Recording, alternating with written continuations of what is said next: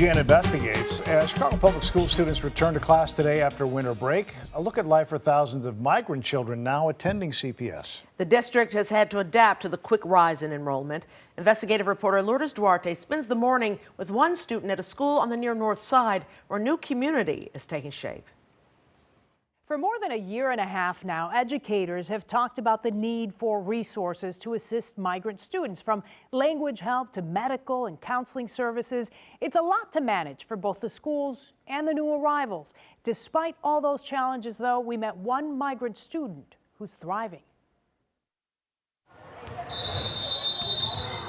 It's not always easy to play well when there's change. Got it.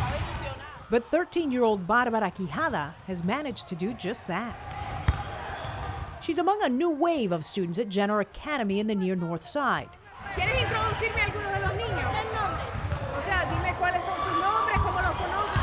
Bueno, él se llama Nelson. ¿Cuánto apellido? What do you like to do when you come to school? What are some of the things that you like? My friend, my teacher. La red es normal, verifique la red. She may not speak English well yet, but everyone understands her drive. She wanted to be part of a community, and she had that special thing that when you see someone you know.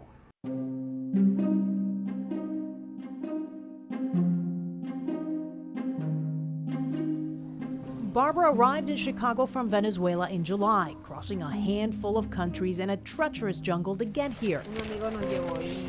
In November, we met her mother. Unas cajas de cartón y no me pasa mucho frío, pero a mi hermana sí. The family still living in a blue tent outside the near North Chicago police station. Solamente que Venezuela cambie, regresaría a mi país. Pero con mi país así, de verdad que con mis hijos no quisiera regresar. Her mother wiped away tears as she talked about their journey. She said she came to the U.S. to give her daughter a chance. And from the looks of it, Barbara listened. Aprendiendo y esforzándome un poquito. To understand her drive, you have to hear about the last few months. For weeks, she slept in that blue outdoor tent, woke up, went to school, and barely missed a day. ¿Cómo hiciste eso? Qué difícil. Sí, y mucho frío. Despite the hardship, she's excelled. Buenos días, soy Bárbara Quijada, octavo grado. Hoy es jueves 7 de diciembre, día B. Envía. Selected to do the school's morning announcements in Spanish and becoming an example for many of her friends who are dealing with their own struggles in a new country. Yo en dos, en Tucson y en esta. They're a tight-knit bunch for a reason, right? I mean, they all share the language in common. They probably have similar experiences. Jenner Academy received at least 80 new migrant arrivals this year. It's estimated that 20% of the nearly 30,000 migrants are children, and hundreds are enrolled in Chicago public schools across the city.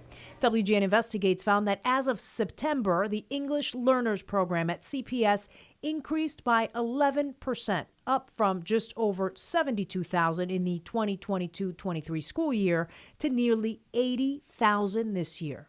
As kids come into my office, I'm the counselor, so when they sit down and want to talk, like I throw that computer open and we communicate through Google Translate as much as possible.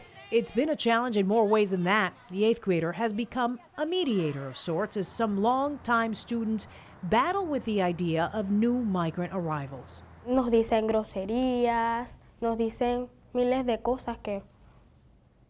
Y yo le digo a la profesora y la profesora sí le llama la atención, pero después al ratito vuelven otra vez. She's been lucky, though, sitting right next to her, a new best friend who took her in until life improved. It started getting cold outside, and I was like, oh my gosh, maybe she should stay with us. Ella me dice que yo soy como su hermana.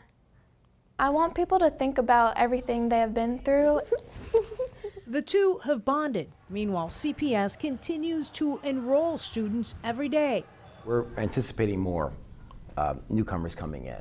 Recuérdense que hoy es día. More funding would pay for bilingual teachers that are desperately needed at a time when change is inevitable. For now, they wait, hoping that students like Barbara don't get left behind. It has its challenges, but I will say I'm inspired. I'm inspired by their courage. I'm inspired by their ability to be able to adapt to change. Very good. In the next month, the Illinois State Board of Education will make a budget recommendation to Governor Pritzker before his State of the State address next month. That will help determine how much schools can count on for funding. As far as Barbara and her family, they have moved out of the police district and are living in a temporary shelter waiting on a work permit.